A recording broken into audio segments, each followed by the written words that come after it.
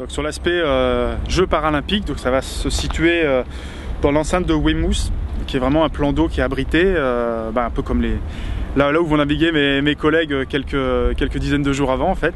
Donc ce qui est intéressant, c'est qu'on s'échange aussi les infos météo, donc ce qu'ils ont observé va me servir à moi, et ce que j'observe aussi, parce qu'on y va souvent quand même sur le plan d'eau, je peux leur donner des tuyaux aussi. Donc avec les autres athlètes nantais, les autres voileux, vous vous échangez? Ouais, avec les autres nantais, puis même avec les autres de l'équipe de France, il n'y a pas de concurrence entre nous, de toute façon. On est tous là pour amener un maximum de médailles, donc je sais que je peux compter sur leurs infos, et je m'entends bien avec Julien, avec Jonathan et avec Pierre-Alexis, donc il n'y aura pas de problème là-dessus pour qu'ils me passent les bonnes infos. Donc ouais, c'est un boulot qui est particulier, mais en même temps on n'aura pas de mauvaises surprises normalement, parce qu'on est sur des systèmes dépressionnaires un peu classiques qu'on a en Europe, en fait qu'on rencontre aussi sur les côtes atlantiques ici. Donc on n'aura pas autant de mauvaises surprises qu'on pourra avoir, notamment comme les Jeux de Pékin où c'était un petit peu la loterie et ça a été un peu difficile à vivre. Et voilà, donc après, pour nous les épreuves vont se dérouler du 1er au 6 septembre, donc avec la finale le 6, qui sera j'espère un grand moment.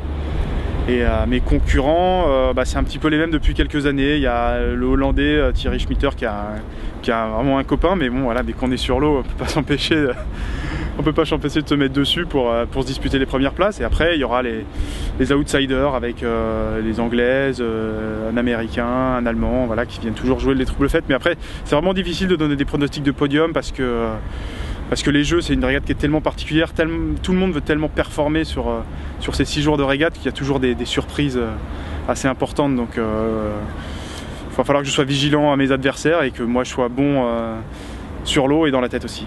Mais même configuration et même question que l'on a posée à Julien. Julien fait figure de favori, tu fais figure de favori.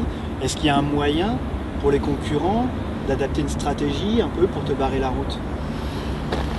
C'est difficile d'adapter des stratégies vraiment parce que vu qu'on est un seul représentant par nation, il y a les alliances se font plutôt du coup entre pays, mais bon, on voit plutôt ça sur les fins de championnat quand il faut vraiment, limite si ça se joue sur une dernière manche, voilà, on peut voir des alliances se faire entre, je sais pas, entre le Hollandais, l'Allemand, on pourrait imaginer plein de choses quoi.